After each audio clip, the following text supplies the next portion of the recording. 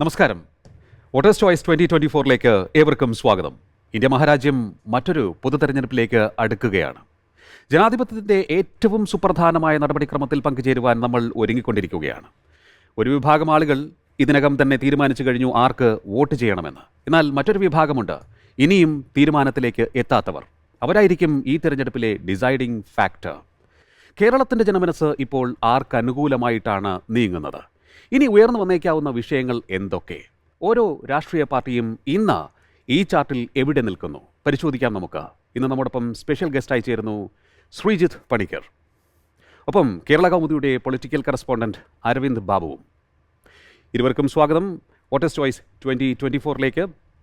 പ്രേക്ഷകർക്കും ഇന്ന് നമ്മൾ ചർച്ച ചെയ്യാൻ പോകുന്നത് പത്തനംതിട്ട മണ്ഡലത്തെക്കുറിച്ചാണ്. പത്തനംതിട്ട കഴിഞ്ഞ തെരഞ്ഞെടുപ്പിൽ അത്യുഗ്രൻ ത്രികോണ മത്സരം സാക്ഷിയായ മണ്ഡലം. ഇന്ന് പത്തനംതിട്ടയുടെ മനസ്സ് ആർക്ക് അനുകൂലമാണ്? ഏതെങ്കിലും തരത്തിലുള്ള കോൺക്രീറ്റ് ആയിട്ടുള്ള ഒരു പൊളിറ്റിക്കൽ സിറ്റുവേഷൻ സിനാരിയോ അവിടെ രൂപപ്പെട്ടുവോ പരിശോധിക്കാം. ആദ്യം ശ്രീജിത്ത് പണിക്കറിലേക്ക്.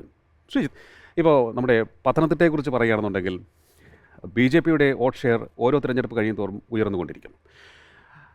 UDF സ്ഥാനാർത്ഥിയുടെ ഭൂരിപക്ഷം ഓരോ തിരഞ്ഞെടുപ്പ് കഴിയും തോറും കുറഞ്ഞുകൊണ്ടിരിക്കുന്നു. ആൻ്റണിയുടെ ഇപ്പോഴും ആൻ്റണി തന്നെയായിരിക്കും ജനവിധി തേടുക. മറ്റൊന്ന്, LDF ശക്തമായ മത്സരം കാഴ്ചവെക്കുകയും ചെയ്യുന്നുണ്ട്. നിലവിൽ ആർക്കെങ്കിലും നമുക്ക് വ്യക്തമായ ആധിപത്യം അവിടെ പ്രവചിക്കാൻ സാധിക്കുന്നുണ്ടോ? പത്തനംതിട്ടയുടെ മൊത്തത്തിലുള്ള ഒരു സ്വഭാവം നോക്കിക്കഴിഞ്ഞാൽ അതൊരു UDF മണ്ഡലം അല്ലെങ്കിൽ ഒരു കോൺഗ്രസ് മണ്ഡലം എന്ന് പറയാവുന്ന രീതിയിലാണ് മണ്ഡലത്തിൻ്റെ രൂപീകരണം തന്നെ. അപ്പോൾ അങ്ങനെ നോക്കിക്കഴിഞ്ഞാൽ പൊതുവേ ഈ ജനസമ്മതി ആൻ്റണിക്ക് കുറഞ്ഞു വരുന്നുണ്ട് എന്നുള്ളത് നമ്മുടെ മുന്നിലുള്ള ഇലക്ഷൻ റിസൾട്ടുകൾ തന്നെ കാണിക്കുന്നുണ്ട്. അത് നാച്ചുറലി ഒരു തേർഡ് ടൈം തന്നെ ജയിച്ചിരിക്കുന്ന ഒരാളിനെ സംബന്ധിച്ചിടത്തോളം ഒരു പക്ഷേ സ്വാഭാവികവുമാണ്. പിന്നെ ഈ ആൻ്റണിയെ സംബന്ധിച്ചിടത്തോളം അദ്ദേഹം അങ്ങനെ ഒരു വളരെ വോക്കലായിട്ടുള്ള ഒരു MP അല്ല. അദ്ദേഹത്തിൻ്റെ പ്രവർത്തനങ്ങളുമായിട്ടൊക്കെ ബന്ധപ്പെട്ട് മണ്ഡലത്തിലൊക്കെ വലിയ സ്വാധീനമുണ്ടോ എന്നൊക്കെ ചോദിച്ചു കഴിഞ്ഞാൽ പലപ്പോഴും എതിരാളികൾ കഴിഞ്ഞ തെരഞ്ഞെടുപ്പിലും പറഞ്ഞിരുന്ന ഒരു പ്രധാനപ്പെട്ട കാര്യം ആൻ്റണി മണ്ഡലത്തിൽ കാണാനില്ല എന്നൊക്കെയായിരുന്നു. അപ്പോൾ വളരെ വോക്കലല്ലാത്ത മറ്റു പല MPമാരും വോക്കലായിട്ട് ഇരിക്കുന്ന സമയത്ത് തന്നെ വളരെ സറ്റിലായിട്ടൊക്കെ തന്നെ രാഷ്ട്രീയ പ്രവർത്തനം നടത്തുന്ന ഒരാളാണ്.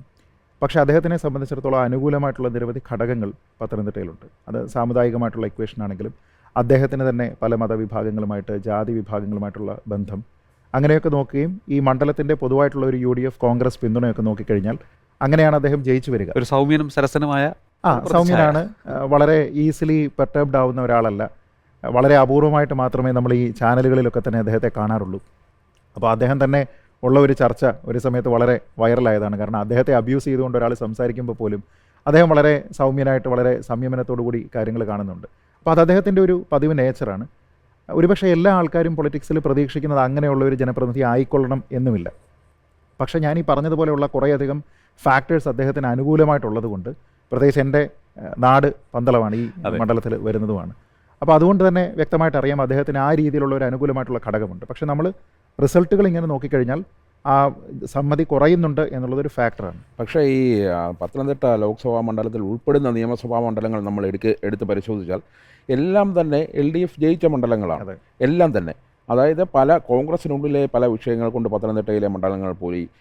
അതുപോലെ തന്നെ ഈ CPMൻ്റെ സംഘടനാ സംവിധാനം ഉപയോഗിച്ച് അവർ നല്ല രീതിയിൽ പ്രവർത്തിച്ച് എല്ലാ മണ്ഡലങ്ങളും അവർ നേടിക്കഴിഞ്ഞിട്ടുണ്ട് ആ ലോക്സഭാ മണ്ഡലത്തിൽ. അപ്പോൾ ആൻ്റണി എന്ന് പറയുന്ന, പ്രത്യേകിച്ച് ഇത്തവണ BJP കൂടി വളരെ ശക്തമായി മത്സരരംഗത്ത് ഇറങ്ങുന്നതോടെ ആൻ്റണിക്ക് ഇനിയും അവിടെ ജയിക്കാൻ പറ്റുമോ ആകുമോ എന്നുള്ള ഒരു ചോദ്യം ഉയർന്നു വരുന്നുണ്ട്. കഴിഞ്ഞ തവണത്തെ തെരഞ്ഞെടുപ്പ് നമ്മൾ പാറ്റേൺ നോക്കിയാൽ കഴിഞ്ഞ തവണ ഒരുപക്ഷെ K. സുരേന്ദ്രൻ തന്നെ വന്ന് മത്സരിക്കുന്നു BJPക്ക് വേണ്ടിയിട്ട്. വളരെ വലിയ രീതിയിൽ വോട്ടിംഗ് പെർസെൻറ്റേജ് അവിടെ കൂടി, വളരെ കൂടുതൽ വോട്ട് സമാഹരിച്ചു. അപ്പോൾ നമ്മൾ നോക്കുകയാണെങ്കിൽ ആ സമയത്ത് പോലും അത് വലിയ രീതിയിലുള്ള ഒരു ശബരിമല ഫാക്ടർ അല്ലെങ്കിൽ രാഹുൽ ഗാന്ധി ഫാക്ടർ ഒക്കെ വന്നിരുന്ന സമയത്ത് പോലും ഈ BJP ഇങ്ങനെ കുറേയധികം വോട്ട് കൊണ്ടുപോകുന്നത് ഏത് ക്യാമ്പിൽ നിന്നാണെന്ന് നമുക്കറിയാം. എന്നിട്ട് പോലും അദ്ദേഹത്തിന് സർവൈവ് ചെയ്യാനായിട്ട് കഴിഞ്ഞ തവണ സാധിച്ചതാണ്. അപ്പോൾ ഇത്തവണ നമ്മൾ നോക്കുമ്പോൾ രാഹുൽ ഗാന്ധി ഫാക്ടർ എന്ന് പറയുന്നത് അദ്ദേഹം ഇവിടെ കേരളത്തിൽ നിന്ന് തന്നെ മത്സരിക്കുകയാണെങ്കിൽ പോലും അതൊരു പുതുമയുള്ള ഒരു കാര്യമല്ല കുറേയധികം ആൾക്കാരെ സംബന്ധിച്ചിടത്തോളം. 2019 ഉണ്ടായിരുന്നത് പോലത്തെ ഒരു രാഷ്ട്രീയ സാഹചര്യമല്ല 2024 പൊതുവേ എന്നതും ആൾക്കാർക്കറിയാം. എനിക്ക് തോന്നുന്നു കഴിഞ്ഞ പ്രാവശ്യം ഉണ്ടായിരുന്ന ഒരു പൊതുധാരണ രാഹുൽ ഗാന്ധി പ്രധാനമന്ത്രിയാൻ പോകുന്നു എന്നുള്ള ഒരു ധാരണ ആ ഫാക്ടറിന്റെ കൂടെയാണ് ശബരിമല വർക്ക് ചെയ്തത് പോലും. അത് രണ്ടും കൂടി വന്നപ്പോൾ ഡബിൾ എഞ്ചിൻ പോലെ പ്രവർത്തിച്ചു. അങ്ങനെയാണ്. പിന്നെ തന്നെയല്ല, ഈ BJPക്ക് വലിയ രീതിയിലുള്ള ഒരു മുന്നേറ്റം ഉണ്ടാക്കാൻ സാധിച്ച ശബരിമല ഫാക്ടറും ഇത്തവണ ഇല്ല. അപ്പോൾ അങ്ങനെ നോക്കിക്കഴിഞ്ഞാൽ കഴിഞ്ഞ തവണ എവിടെ നിന്നാണോ BJP കുറേയധികം വോട്ട് സമാഹരിച്ചത്, ആ വോട്ടിൽ ഒരു ഭാഗം നാച്ചുറലി തിരിച്ച് UDF പോകാനുള്ള ഒരു സാധ്യത ഇവിടെയുണ്ട്. അതൊരു വളരെ പക്ഷേ പ്രധാനപ്പെട്ട അത് പോയിന്റ് അത് കീ പോയിൻ്റാണ്. പക്ഷേ അവിടുത്തെ ഡിസൈഡിംഗ് ആയിട്ടുള്ള ഒരു ഫാക്ടർ LDFൻ്റെ കാൻഡിഡേറ്റ് കഴിഞ്ഞ തവണയും വളരെ ശക്തയായ ഒരു സ്ഥാനാർത്ഥി ഉണ്ടായിരുന്നു. അതെ. ഈ സമയത്താണെങ്കിൽ നമ്മൾ വളരെ ശക്തമായിട്ടുള്ള ഒരു സ്ഥാനാർത്ഥിയെ തന്നെ പ്രതീക്ഷിക്കുന്നുണ്ട്. പക്ഷേ BJPക്ക് ഒരു പക്ഷേ PC ജോർജാണ് അവിടെ വരുന്നത് എങ്കിൽ ഈ പറഞ്ഞതുപോലെ മറ്റ് ചില കാര്യങ്ങൾ കൂടി ഇവിടെ വരും. അപ്പോൾ ആ വരുന്നതെന്ന് പറഞ്ഞു കഴിഞ്ഞാൽ ദേശീയ രാഷ്ട്രീയത്തിൽ പ്രാധാന്യമുള്ള വിഷയങ്ങളാവണമെന്നില്ല. നമ്മളിപ്പോൾ ക്രിസ്ത്യൻ സഭയോട് BJP അടുത്ത് വരുന്നു എന്നൊക്കെ പറയുന്ന കാര്യങ്ങൾ വെച്ച് നോക്കിയാൽ അത് റെലവൻ്റ് ആണെന്ന് പറയാം. പക്ഷേ അതിനപ്പുറത്തേക്ക് സംസ്ഥാന രാഷ്ട്രീയത്തിൽ തന്നെ ഒരുപക്ഷെ പ്രചരണ രംഗത്ത് തന്നെ CPMൻ്റെ കാൻഡിഡേറ്റിനെതിരെ ഉപയോഗിക്കാൻ പറ്റുന്ന വിഷയങ്ങൾ കൊണ്ടുവന്നിരിക്കുന്നത് ഇദ്ദേഹത്തിൻ്റെ മകനാണ്. അപ്പോൾ അവർ റീസെൻ്റായിട്ട് BJPയിലേക്ക് വരുന്നു. നമ്മുടെ ഇപ്പോൾ ഉള്ള ഈ മാസപ്പടി വിഷയവും കാര്യങ്ങളും എല്ലാം കൂടെ വെച്ച് നോക്കിക്കഴിഞ്ഞാൽ അതിനെ ഒരു പ്രചരണ ആയുധമാക്കാനും, പിന്നെ PC ജോർജ് കേരളത്തിൽ എവിടെയും ഒരു അപരിചിതനായിട്ടുള്ള ഒരു സ്ഥാനാർത്ഥിയല്ല. പിന്നെ കുറേ ജാതി സമവാക്യങ്ങൾ കാര്യങ്ങൾ ഈ ബന്ധങ്ങൾ വരുന്ന സമയത്ത് നല്ലൊരു ട്രയാങ്കുലർ ഫൈറ്റ് ഉണ്ടാകാനുള്ള സാധ്യതയുണ്ട്. അവിടെ വേറൊരു കാര്യമുള്ളത്, ഈ BJP എപ്പോഴും ക്രിസ്ത്യൻ ന്യൂനപക്ഷങ്ങളെ അടുപ്പിക്കാനായിട്ട് പരിശ്രമിക്കുന്ന ഒരു സമയമാണിത്.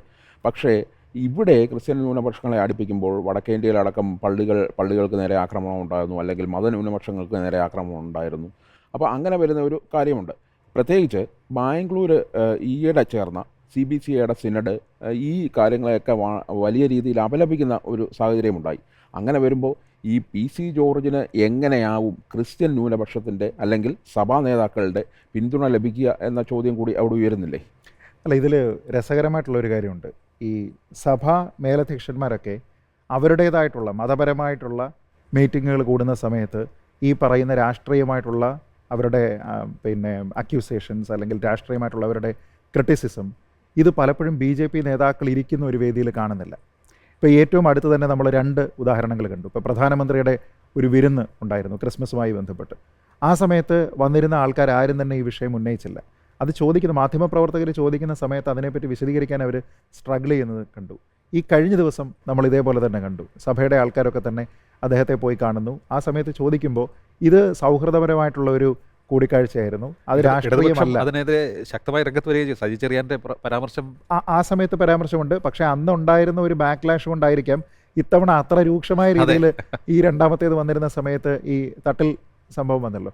അപ്പോൾ ആ സമയത്ത് ഇത് അത്ര വലിയ രീതിയിൽ അത് നമ്മൾ കണ്ടില്ല. അപ്പോൾ അതെന്താണെന്ന് വെച്ച് കഴിഞ്ഞാൽ അത് ഈ ഇലക്ഷൻ വരുന്ന സമയത്ത് ചൂടുവെള്ളത്തിൽ വീണ പൂച്ചയായതുകൊണ്ട് തന്നെ ഇവരൊരു കുറച്ചുകൂടെ ഒരു അഡീഷണൽ കോഷൻ അവർ കാണിക്കുന്നതാണ്. പക്ഷേ നമ്മൾ നോക്കുമ്പോൾ ഉള്ള ഒരു പ്രത്യേകത, പൊളിറ്റിക്സിലേക്ക് വരുന്ന സമയത്ത് BJPയുടെ ഒരു പ്ലാറ്റ്ഫോം കിട്ടുന്ന സമയത്ത് പ്രധാനമന്ത്രിയുമായിട്ടൊരു 1-on-1 കിട്ടുന്ന സമയത്ത് ഇവരാരും തന്നെ ഇത് ഉന്നയിക്കുന്നില്ല എന്നൊരു സംഭവമുണ്ട്. ഞാൻ പറഞ്ഞത് BJPയെ സംബന്ധിച്ചിടത്തോളം വളരെ വലിയ രീതിയിലുള്ള ക്രിസ്ത്യൻ സ്വാധീനമുള്ള ഒരു മണ്ഡലത്തിൽ അവർക്ക് പൊതുവേ ജനകീയനായിട്ടുള്ള ഒരു നേതാവിനെ, പ്രത്യേകിച്ച് BJPയിലേക്ക് ഇപ്പോൾ വന്നിരിക്കുന്ന ഒരാളിനെ ഫീൽഡ് ചെയ്താൽ ഒരുപക്ഷെ മറ്റ് ചില മണ്ഡലങ്ങളിൽ അനിൽ ആൻ്റണിയെ പോലെ ഒരാളെ പരിഗണിക്കുന്നതിനേക്കാൾ കൂടുതൽ അക്സെപ്റ്റൻസ് PC ജോർജിന് കിട്ടാനുള്ള സാധ്യതയുണ്ട്. ഞാൻ പറഞ്ഞത് തെരഞ്ഞെടുപ്പിൽ വരുന്ന സമയത്ത് ഇവർ ദേശീയ വിഷയങ്ങൾ മാത്രമല്ലല്ലോ പറയുക. ഇപ്പോൾ കേരളത്തിനെ പോലെ വളരെ ഡീപ്പ് റൂട്ടഡ് ആയിട്ടുള്ള പൊളിറ്റിക്സ് ഉള്ള ഒരു സ്റ്റേറ്റിൽ പലപ്പോഴും സ്റ്റേറ്റ് ഇഷ്യൂസും വരാറുണ്ട്, ദേശീയ തെരഞ്ഞെടുപ്പിലടക്കം അങ്ങനെ വരാറുണ്ട്. അപ്പോൾ അങ്ങനെ വരുന്ന സമയത്ത് ഇപ്പോൾ ഇനി ഉള്ള ദിവസങ്ങളിൽ ഈ തെരഞ്ഞെടുപ്പ് നടക്കുന്ന സമയം വരെ ഈ മാസപ്പടി വിഷയവുമായി ബന്ധപ്പെട്ട് എന്തൊക്കെ മാറ്റങ്ങൾ ഉണ്ടാകുമെന്ന് നമുക്ക് പറയാൻ കഴിയില്ല.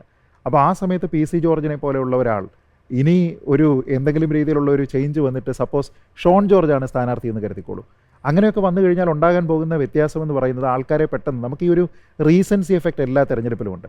ഇപ്പോൾ നടന്നുകൊണ്ടിരിക്കുന്നത് എന്താണ്, അതിനനുസരിച്ചിട്ട് നമ്മുടെ ഒരു ഇലക്ടറേറ്റിൻ്റെ ഒരു സ്വഭാവം തന്നെ മാറാനുള്ള സാധ്യതയുണ്ട്. അപ്പോൾ എത്ര വോട്ട് ഇവർ പിടിക്കും എന്ന് പറയാൻ പറ്റില്ല. ഞാൻ പറഞ്ഞു വന്ന പോയിന്റ്, ഈ K സുരേന്ദ്രൻ വോട്ട് പിടിച്ചിരുന്ന സമയത്ത് അത് സ്വാഭാവികമായിട്ടുള്ള ഒരു ചോർച്ച UDFൽ നിന്ന് ഉണ്ടായിട്ടുണ്ട് എങ്കിൽ തിരിച്ച് ആ വോട്ട് അങ്ങോട്ട് പോകുമ്പോൾ അതിൻ്റെ ഒരു ഭാഗത്തിനെ വീണ്ടും ഒരു കാന്തം പോലെ വെച്ച് ആകർഷിക്കാൻ ഒരുപക്ഷെ NDAയുടെ ഒരു സ്ഥാനാർത്ഥിക്ക് അവിടെ സാധിച്ചാൽ, ഒപ്പം വളരെ ശക്തനായിട്ടുള്ള ഒരു CPMൻ്റെ സ്ഥാനാർത്ഥിയും കൂടി വന്നാൽ വളരെ സ്ട്രോങ് ആയിട്ടുള്ള ഒരു 3-way ഫൈറ്റ് അവിടെ നടക്കാനുള്ള സാധ്യതയുണ്ട്. നമ്മളെപ്പോഴും പറയുമ്പോൾ ഈ രാഷ്ട്രീയം പറയുമ്പോൾ അതിന് ഇലക്ഷനെ രാഷ്ട്രീയവൽക്കരിക്കണം, പൊളിറ്റിക്കലൈസ് ചെയ്യണം. പൊളിറ്റിക്കലൈസ് ചെയ്താൽ ഏറ്റവും ഗുണം കിട്ടുന്ന ആർക്കാണോ അവരതിനെ പൊളിറ്റിക്കലൈസ് ചെയ്യാൻ നോക്കും. പക്ഷേ എന്നിരുന്നാൽ കൂടി അവിടെ ഒരു സാമുദായിക സമവാക്യം എല്ലാ മണ്ഡലങ്ങളിലും ഉണ്ടല്ലോ. പ്രത്യേകിച്ച് പത്തനംതിട്ട പോലുള്ള ഒരു മണ്ഡലത്തിൽ ക്രിസ്ത്യൻ സമുദായത്തിൻ്റെ ഒരു വലിയ തരത്തിലുള്ള പ്രാതിനിധ്യമുള്ള മണ്ഡലമാണ്.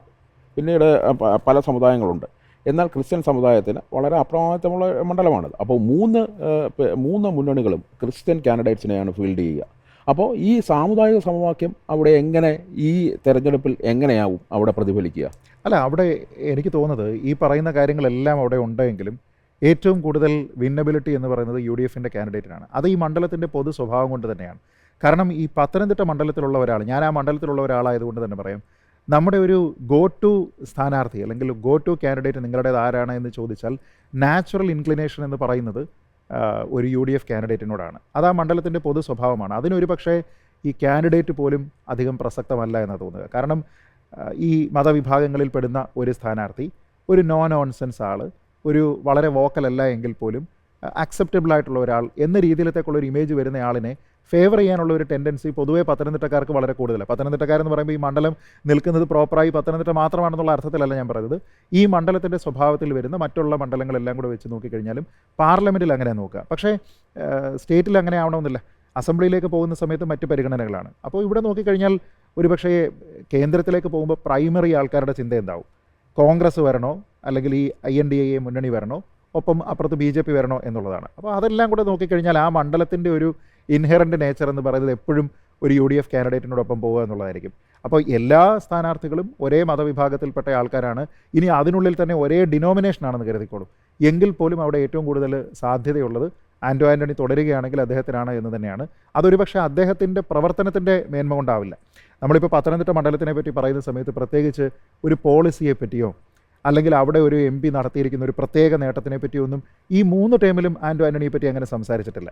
പലപ്പോഴും അദ്ദേഹത്തിനെതിരെ വിമർശനങ്ങളാണ് ഉണ്ടായിട്ടുള്ളത്. പക്ഷേ അങ്ങനെ 3rd ടൈമിൽ പോലും ആ വിമർശനത്തിന് അപ്പുറത്തേക്ക് അദ്ദേഹത്തിന് ശക്തമായിട്ടുള്ള ഒരു മത്സരത്തിനെ അതിജീവിച്ച് അവിടെ ജയിക്കാൻ കഴിഞ്ഞു എന്നുള്ളതൊരു വസ്തുതയാണ്. പക്ഷേ ഇത്തവണ CPM അവിടെ നന്നായി വർക്ക് ചെയ്യുകയും ഫൈറ്റ് ചെയ്യുകയും ചെയ്യുന്നുണ്ട്. കാരണം തിരുവല്ലയിൽ ഏറ്റവും കൂടുതൽ പ്രവാസികളുള്ള ഒരു മണ്ഡലം എന്ന് വേണമെങ്കിൽ നമുക്ക് പറയാം പത്തനംതിട്ടയെ പറ്റി. അപ്പോൾ ആ പ്രവാസികളെ അഡ്രസ്സ് ചെയ്യുന്ന തരത്തിൽ അവരൊരു കോൺക്ലേവ് അടക്കം തിരുവല്ലയിൽ സംഘടിപ്പിച്ചു. പ്രത്യേകിച്ച് ഒരു നിർണായക സഭയായ മർത്തോമാ സഭയൊക്കെ ഇടത് ചായ്വ് ഇപ്പോൾ പ്രദർശിപ്പിച്ച് തുടങ്ങിയിട്ടുണ്ട്. അപ്പോൾ അങ്ങനെ ഒരു സാമുദായിക ഇക്വേഷൻ അവർക്കും അനുകൂലമായി തന്നെ നിൽക്കുന്നുണ്ട്. അപ്പോൾ നമ്മൾ അങ്ങനെ അവരെ പൂർണ്ണമായും തള്ളിക്കളയുന്നതിൽ അർത്ഥമുണ്ടോ? ഇല്ല, അങ്ങനെ തള്ളിക്കളയണമെന്നല്ല ഞാൻ പറഞ്ഞത് ഇത് വ്യത്യസ്തമായിട്ടുള്ള വോട്ട് ബാങ്കിനെ അല്ല ഇവരാരും തന്നെ ടാപ്പ് ചെയ്യാനായിട്ട് ഉദ്ദേശിക്കുന്നത്. ഒറ്റ കോമൺ പൂളാണ്. ഈ പൂളിൽ നിന്ന് തന്നെ ഇങ്ങനെ ചുരണ്ടിയെടുക്കാൻ വേണ്ടിയിട്ടാണ് ഈ ഓരോരുത്തരും ശ്രമിക്കുന്നത്. അപ്പോൾ ഈ കോമൺ പൂള് ഏത് സൈഡിലേക്ക് നിൽക്കും, അല്ലെങ്കിൽ കൂടുതൽ ആളിനെ ആർക്കെടുത്തുകൊണ്ട് പോകാൻ പറ്റും എന്നുള്ളത് മാത്രമാണ്. ഇവർക്കൊക്കെ സ്വാധീനിക്കാൻ പറ്റും. ഇപ്പോൾ വീണ ജോർജ് അല്ലെങ്കിൽ തോമസ് ഐസക്, അങ്ങനെ ഏതൊരാളാണെങ്കിൽ പോലും അവരെ സംബന്ധിച്ചിടത്തോളം അവർക്ക് അട്രാക്റ്റ് ചെയ്യാൻ പറ്റുന്ന ആൾക്കാരുണ്ട്, സഭയുടെ ആൾക്കാരുണ്ട്. ഇപ്പോൾ ഓർത്തഡോക്സ് വിഭാഗത്തിനെ പറ്റി നോക്കിക്കഴിഞ്ഞാൽ വളരെ പരസ്യമായിട്ട് ആഹ്ലാദ പ്രകടനങ്ങളിൽ ഉൾപ്പെടെ വന്നിരിക്കുന്നതും പിന്തുണയൊക്കെ കൊടുക്കുകയും ചെയ്തിരിക്കുന്ന ആൾക്കാരാണ്. അങ്ങനെയുള്ള ആൾക്കാരുണ്ട്. ഞാൻ പറഞ്ഞത് ഈ തരംഗങ്ങളൊക്കെ നടക്കുന്ന സമയത്ത് പോലും ജയിച്ചു പോകാൻ പറ്റുന്ന രീതിയിലുള്ള നമ്മൾ ആരും കണ്ടിട്ടില്ലാത്ത എന്തോ ഒരു മാജിക്ക് ആൻ്റോ ആൻ്റണിക്കുണ്ട്. അപ്പോൾ അത് ഒരുപക്ഷേ ഈ മണ്ഡലത്തിലുള്ള ആൾക്കാരുടെ രീതിയായിരിക്കാം. ഇങ്ങനെയുള്ള ഒരാളിനെ, ഒരു സറ്റിലാണെങ്കിലും വളരെ സ്വീകാര്യനായിട്ടുള്ള ഒരാൾ, ഒരു നോൺ കോൺട്രവേഴ്സ്യൽ ഫിഗറാണ് അദ്ദേഹം. ആൻ്റോ ആൻ്റണിയെ സംബന്ധിച്ചിടത്തോളം അദ്ദേഹത്തിനെ പറ്റി ആൾക്കാർ പറയുന്ന ഒരേ ഒരു കാര്യം എന്ന് പറഞ്ഞാൽ അദ്ദേഹത്തിനെ ആ മണ്ഡലത്തിൽ കാണുന്നില്ല എന്നുള്ളത് മാത്രമാണ്. അത് പല ആൾക്കാരെ പറ്റി കേൾക്കാറുണ്ട്. പക്ഷേ അതല്ലാതെ അദ്ദേഹം കോൺട്രവേഴ്സ്യലാകുന്ന ഒരു സംഭവങ്ങൾ ഉണ്ടാകുന്നില്ല. അദ്ദേഹം ഒരിക്കലും ഒരു വാർത്ത പോലും സൃഷ്ടിക്കുന്നില്ല. അപ്പോൾ പൊതുവേ ഇങ്ങനെ നമ്മൾ പത്തനംതിട്ടക്കാരൊക്കെ ഇങ്ങനെ ഒന്ന് ഒതുങ്ങിക്കൂടി പോകാനായിട്ട് താല്പര്യമുള്ള ആളാണ്. അപ്പോൾ നമ്മളോട് ചേർന്ന് നിൽക്കുന്ന ഒരാളെന്ന് പറഞ്ഞാൽ സത്യം പറഞ്ഞാൽ whether you like it or not, it is Anto Antony. അപ്പോൾ അങ്ങനെ ഒരു സംഭവം കൂടി നോക്കിക്കഴിഞ്ഞാൽ ഒരു പക്ഷേ അതിന് സാധ്യതയുണ്ട്. പക്ഷേ CPMനെ സംബന്ധിച്ചിടത്തോളം ഹാവിങ് സെഡ് ദാറ്റ് വളരെ ശക്തമായിട്ടുള്ള ഒരു മത്സരം നടത്താനുള്ള എല്ലാവിധ സാധ്യതകളുണ്ട്. പക്ഷേ ആ ശക്തമായ മത്സരം വരുന്ന സമയത്ത് CPMനെ കൗണ്ടർ ചെയ്യാനായിട്ട് അതിശക്തമായിട്ട് BJPക്ക് കൂടി സാധിച്ചാൽ അതിൻ്റെ ഗുണം വീണ്ടും കൊണ്ടുപോകുന്നത് ആൻ്റോ ആൻ്റണി ആയിരിക്കാം എന്നുള്ളൊരു ഈ തെരഞ്ഞെടുപ്പ് വരുമ്പോൾ നോൺ പൊളിറ്റിക്കലായിട്ടുള്ള വിഷയങ്ങൾ പോലും പൊളിറ്റിസൈസ് ചെയ്യും. ഇപ്പോൾ നമ്മുടെ ഈ ഹൈറേഞ്ച് വിഷയങ്ങൾ, ഹൈറേഞ്ച് സംരക്ഷണ സമിതിയുടെ പ്രവർത്തനം, അതുപോലെ തന്നെ ഈ വന്യജീവി പ്രശ്നം, ഇതൊക്കെ ഏതെങ്കിലും തലത്തിൽ രാഷ്ട്രീയമായി ഉപയോഗിക്കാൻ സാധ്യതയുണ്ടോ? അങ്ങനെയാണെങ്കിൽ അത് ആർക്കെതിരാകും എന്നുള്ളതാണ് പ്രധാനപ്പെട്ട ഒരു വിഷയം. അല്ല, പത്തനംതിട്ട മണ്ഡലത്തിൻ്റെ സ്വഭാവം നമ്മൾ നോക്കിക്കഴിഞ്ഞാൽ ഈ വിഷയങ്ങളൊക്കെ ചർച്ച ചെയ്യപ്പെടാവുന്ന കേന്ദ്രങ്ങളുണ്ടെങ്കിലും അത് മണ്ഡലത്തിൻ്റെ ഒരു പൊതു സ്വഭാവത്തിലേക്ക് വരുമെന്ന് എനിക്ക് തോന്നുന്നില്ല. പ്രത്യേകിച്ചൊരു തെരഞ്ഞെടുപ്പ് ലോക്സഭയിലേക്കാകുമ്പോൾ ഇത്തരത്തിലുള്ള വിഷയങ്ങൾ വരുമെന്ന് തോന്നുന്നില്ല. എനിക്കൊരു പക്ഷേ തോന്നുന്നത് അങ്ങനെ ഏതെങ്കിലും രീതിയിലുള്ള പ്രാദേശികമായിട്ടുള്ള ഒരു വിഷയത്തിൻ്റെ പേരിൽ ഒരു പോളിസി മേക്കിങ്ങിൻ്റെ ഭാഗമായിട്ടൊരു പ്രശ്നമുണ്ട് എങ്കിൽ അതൊരു പക്ഷേ ഈ കേരളത്തിൽ എഫക്റ്റ് ചെയ്യുന്ന ഒരേ ഒരു ജില്ല ഒരു പക്ഷേ ഇടുക്കിയായിരിക്കാം. മറ്റ് ജില്ലകളിൽ ഒന്നും തന്നെ ഇങ്ങനെ വളരെ ശക്തമായ രീതിയിൽ പ്രാദേശികമായിട്ടുള്ള ഒരു പോളിസി മേക്കിങ്ങിൻ്റെ ഭാഗമായിട്ടൊരു വിഷയം വരുമെന്ന് എനിക്ക് തോന്നുന്നു. പക്ഷേ അങ്ങനെ പറയുമ്പോൾ കേരയിൽ എന്ന് പറയുന്ന വലിയൊരു വിഷയം പത്തനംതിട്ട മണ്ഡലത്തിലുടനീളം ഒരുപാട് കുടുംബങ്ങളെയും ഒരുപാട് ആൾക്കാരെയും ബാധിക്കുന്ന ഒരു വിഷയമുണ്ട്. വലിയ സമരങ്ങൾ അവിടെ ഉയർന്നു വന്നതാണ്. അപ്പോൾ ഈ പോളിസി മേക്കിങ്ങിൻ്റെ ഭാഗമായി കേരയിൽ പോലുള്ള ഒരു വിഷയം CPM തിരിച്ചടിയാകും എന്ന് UDF കരുതുന്നു. എന്നാൽ കേരയിൽ നടപ്പാക്കും എന്ന നിലയിൽ ഇപ്പോഴും CPM നിലകൊള്ളുന്നു. അപ്പോൾ അങ്ങനെ ഒരു പോളിസി മേക്കിങ്ങിൻ്റെ ഭാഗമായി അങ്ങനെ ഒരു വിഷയമില്ല എന്ന് അതിൽ നിന്ന് പത്തനംതിട്ട എക്സ്ക്ലൂഡ് ചെയ്ത് നിർത്താൻ നമുക്ക് പറ്റില്ലല്ലോ. അല്ല, നോക്കൂ, കേരളിൻ്റെ ഒരു പ്രധാനപ്പെട്ട പ്രശ്നം അതിൻ്റെ കൊടുമ്പിരിക്കൊണ്ടിരിക്കുന്ന സമയം മാറി. ഇപ്പോൾ സർക്കാർ പലപ്പോഴും ഞങ്ങൾ പിന്നിലേക്കില്ല, ഞങ്ങളിത് കൊണ്ടുപോകും എന്ന് പറയുന്ന സമയത്താണെങ്കിലും നാട്ടുകാർ ഇതിന് എതിരെ നിലകൊണ്ടിരുന്ന നാട്ടുകാരെ സംബന്ധിച്ചിടത്തോളം കുറച്ചൊരു സെൽഫ് അഷ്വറൻസ് എന്നൊക്കെ പറയുന്നത് കേന്ദ്രം തന്നെ എടുത്തിരിക്കുന്ന കുറച്ച് നിലപാടുകളാണ്. കാരണം ഇത് വരാനുള്ള സാധ്യതയില്ല എന്ന രീതിയിൽ തന്നെ അവർ പറയുന്നുണ്ട്.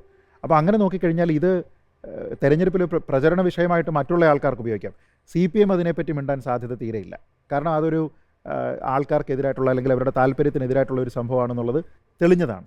അപ്പോൾ അങ്ങനെ വരുന്ന സമയത്ത് മറ്റുള്ളവർക്ക് വേണമെങ്കിൽ ജനജീവിതം ദുസ്സഹമാക്കുന്നതിന് വേണ്ടി CPM ഇങ്ങനെയുള്ള നയങ്ങളാണ് കൊണ്ടുവരുന്നത് എന്ന് വേണമെങ്കിൽ പറയാമെങ്കിലും അത് ഇപ്പോൾ ആൾക്കാരെ സംബന്ധിച്ചിടത്തോളം ഒരു പ്രശ്നമല്ല. അന്ന് ഒരുപക്ഷെ വീട്ടിൽ അടുക്കളയിലൊക്കെ തന്നെ കുറ്റിയിടുന്നു എന്നൊക്കെ. പക്ഷേ ഇപ്പോഴും ആ കുറ്റിയടിച്ച സ്ഥലങ്ങളിൽ വസ്തു പണയം വിൽക്കാനോ പറ്റാത്തൊരു സാഹചര്യം ഉണ്ട്. അത് ഒരു ജനകീയ വിഷയമായിട്ട് ഇപ്പോഴും നിലനിൽക്കുന്നുണ്ടെന്ന് തോന്നുന്നു. അപ്പോൾ എനിക്ക് തോന്നുന്നു മറ്റ് കക്ഷികൾക്ക് ഇത് ശക്തമായിട്ട് ഉയർത്തിക്കൊണ്ടുവരാൻ സാധിക്കും, ഉപയോഗിക്കാവുന്ന വിഷയമാണ് അതിനകത്തിൽ. അതുകൊണ്ടാണ് ഞാൻ നേരത്തെ പറഞ്ഞത്, കേരളത്തിനെ സംബന്ധിച്ചിടത്തോളം പ്രത്യേകിച്ച് വളരെ ഡീപ്പ് റൂട്ടഡ് ആയിട്ടുള്ള പൊളിറ്റിക്സ് ഉള്ളപ്പോൾ പ്രാദേശികമായിട്ടുള്ള വിഷയങ്ങൾ ഉൾപ്പെടെ ഇതിൽ ചർച്ചയാവും. ഇപ്പോൾ അങ്ങനെ നമ്മൾ നോക്കിക്കഴിഞ്ഞാൽ ഒരു പാർലമെൻറ്റ് ഇലക്ഷനിൽ ഒരിക്കലും ബാധിക്കേണ്ട വിഷയമല്ല മാസപ്പടി വിഷയം.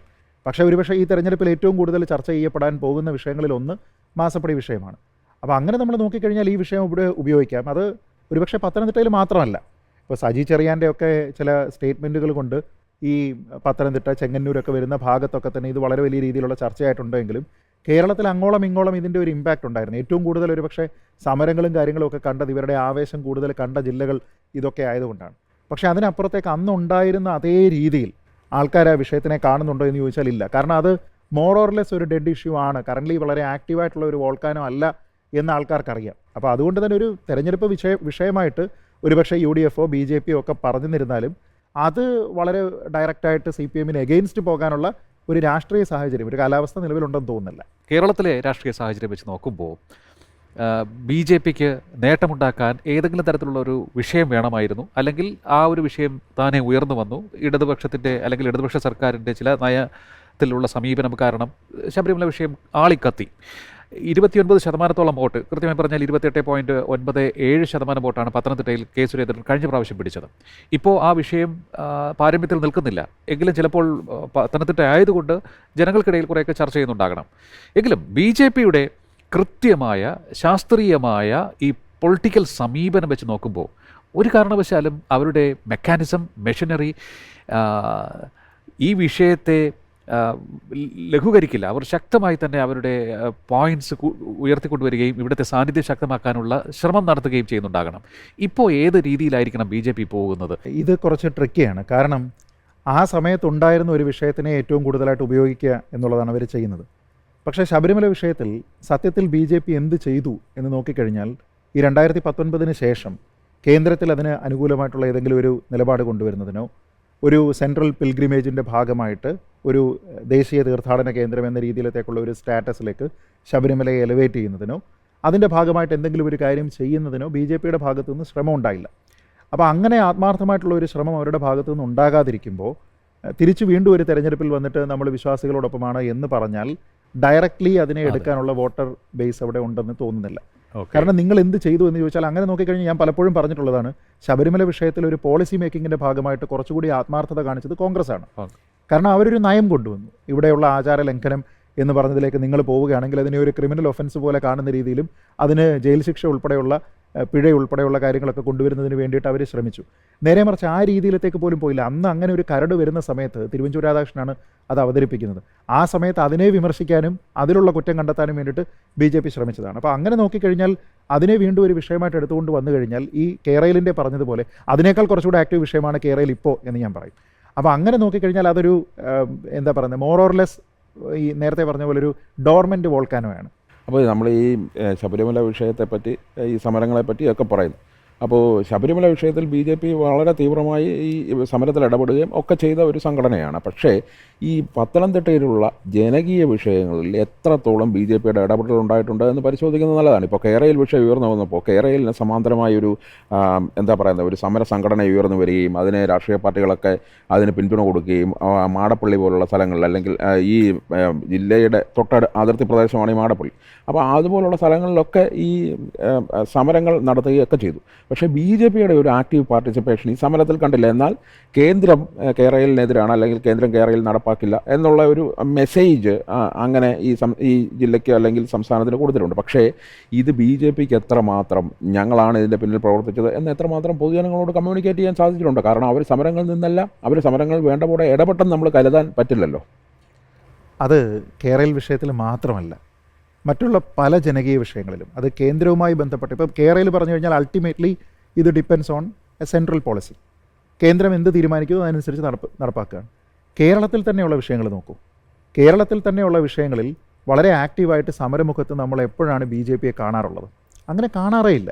അപ്പോൾ എന്ന് വെച്ച് കഴിഞ്ഞാൽ നമ്മളൊരു തെരഞ്ഞെടുപ്പ് വരുന്ന സമയത്ത് ഞങ്ങളിതാ മത്സരിക്കുകയാണ് എന്ന് പറഞ്ഞു കഴിഞ്ഞാൽ ഇലക്ട്രേറ്റ് അവരോട് ചോദിക്കുന്ന സ്വാഭാവികമായിട്ടുള്ള ചോദ്യം, ഞങ്ങൾ എന്തിനാണ് നിങ്ങൾക്ക് വോട്ട് ചെയ്യുന്നത്? ഞങ്ങൾക്ക് താല്പര്യമെന്ന് പറഞ്ഞു കഴിഞ്ഞാൽ കേന്ദ്രത്തിൽ ഒരുപക്ഷെ ഈ INDA മുന്നണിയുടെ ഭാഗമായിട്ടൊരു സർക്കാർ ഉണ്ടാകണം. അതല്ല എങ്കിൽ നിലവിലത്തെ BJP ഗവൺമെൻറ് തുടരണം. ഇതാണല്ലോ ഈ ഇലക്ഷൻ പാർലമെൻറ്റിലേക്ക് പോകുന്ന സമയത്ത് ഈ BJPക്ക് അനുകൂലമായി വോട്ട് ചെയ്യുന്ന ആൾക്കാരും കേരളത്തിലെ BJPയുടെ പ്രവർത്തനം നോക്കിയിട്ടല്ല വോട്ട് ചെയ്യുന്നത്. അവർക്ക് സെൻട്രൽ BJPയാണ്. ഇതിനെപ്പറ്റി ഏറ്റവും ഒന്നാമത് അവെയറായിരിക്കുന്നത് BJPയാണ്. അതുകൊണ്ടാണ് മോദിയുടെ ഗ്യാരണ്ടി എന്ന രീതിയിലത്തേക്ക് ഇവിടെ വന്ന് പ്രധാനമന്ത്രി തന്നെ പറയുന്നത് ഈ കേരളയിൽ ഇത് നടക്കില്ല, ഇത് അനുവദിക്കാൻ പറ്റില്ല എന്ന രീതിയിലത്തേക്ക് ഔട്ട്റൈറ്റ് ആയിട്ടുള്ള ഒരു പൊളിറ്റിക്കൽ സ്റ്റേറ്റ്മെൻറ്റ് BJPയെ സംബന്ധിച്ചിടത്തോളം പറയുന്നുണ്ടോ? അവർ പറയുന്നത് പ്രപ്പോസൽ വരട്ടെ, ഞങ്ങൾ നോക്കട്ടെ, പഠിക്കട്ടെ. ഈ കാര്യത്തിൽ ആൾക്കാർക്ക് ഞാൻ നേരത്തെ പറഞ്ഞതുപോലെ ഇപ്പോൾ ഒരു താൽക്കാലിക ശാന്തിയുണ്ട് എന്നതിനപ്പുറത്തേക്ക് ഈ പ്രോജക്റ്റ് നടക്കില്ല എന്ന രീതിയിലുള്ള പൂർണ്ണമായിട്ടുള്ള ഒരു ആത്മവിശ്വാസം ആൾക്കാർക്കില്ല. അല്ലാതെ ഈ കുറ്റി എന്നത്തേക്കുമായിട്ട് അങ്ങ് പറിച്ചുകൊണ്ട് പോകും എന്നുള്ള വിശ്വാസം ആർക്കും ഉണ്ടെന്ന് എനിക്ക് തോന്നുന്നില്ല. അപ്പം ഒരു പക്ഷേ ഈ ചോദ്യത്തിൽ തന്നെയുണ്ട് BJPയെ സംബന്ധിച്ചിടത്തോളം എങ്ങനെ ഒരു സംസ്ഥാനത്തുള്ള ഒരു രാഷ്ട്രീയ പാർട്ടി എന്ന രീതിയിലത്തേക്ക് ഇവോൾവ് ചെയ്ത് വരണമെന്നും കേന്ദ്രത്തിൻ്റെ പോളിസികളുമായിട്ട് അലൈൻഡായിട്ട് ഒരു പാർലമെൻറ്റ് മണ്ഡലത്തിൽ എങ്ങനെ പ്രവർത്തിക്കണം എന്നതിനെപ്പറ്റി BJP ഇപ്പോഴും അവെയറാണോ എന്ന കാര്യത്തിൽ, അല്ലെങ്കിൽ അവെയർ ആണെങ്കിൽ തന്നെ അതിന് തക്ക രീതിയിലുള്ള പ്രവർത്തനങ്ങൾ നടത്തുന്നുണ്ടോ എന്ന കാര്യത്തിൽ ആത്മപരിശോധന നടത്തേണ്ടത് BJPയാണ്. എക്സാക്ട്ലി. ഏതായാലും പത്തനംതിട്ട ലോക്സഭാ മണ്ഡലത്തിൽ ശക്തമായ പോരാട്ടം, നേർക്കുനേർ പോരാട്ടം ഇടത് വലത് മുന്നണികൾ തന്നെയായിരിക്കും. മറ്റൊന്ന്, BJPക്ക് കഴിഞ്ഞ പക്ഷത്തെ വോട്ട് ഷെയർ ഇക്കുറി നേടാൻ സാധിക്കുമോ എന്നുള്ള കാര്യത്തിൽ സംശയവുമാണ്. എന്തായാലും കാത്തിരുന്ന് കാണേണ്ട വിഷയം തന്നെയാണ്. ഇന്ന് നമ്മോടൊപ്പം ചേർന്ന ശ്രീജിത്ത് പണിക്കർ, ഒപ്പം തന്നെ അരവിന്ദ് ബാബു, ഇരുവർക്കും നന്ദി അറിയിക്കുന്നു. അടുത്ത ദിവസം മറ്റൊരു മണ്ഡലവുമായി. നമസ്കാരം.